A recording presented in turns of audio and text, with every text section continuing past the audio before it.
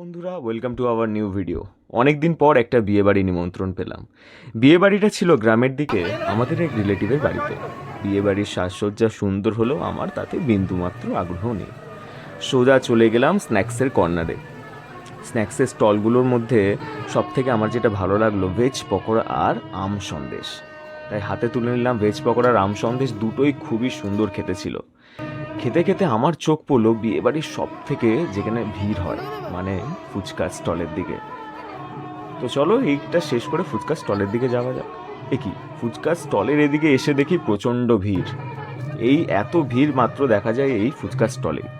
তো এই এত ভিড় ঠেলে অবশেষে আমি যখন নিজের লাইন পেলাম, দেখি কারেন্ট চলে গেছে। বিয়ে বাড়িতে কারেন্ট চলে গেছে বস। তো কি আর করা যায়, সবাই মিলে প্ল্যান করলাম যে মোবাইলের ফ্ল্যাশ টর্চগুলো জেলে জেনারেটরের ব্যবস্থা করে ফেললাম। তো চলো এবারে ফুচকা খাওয়া যাক।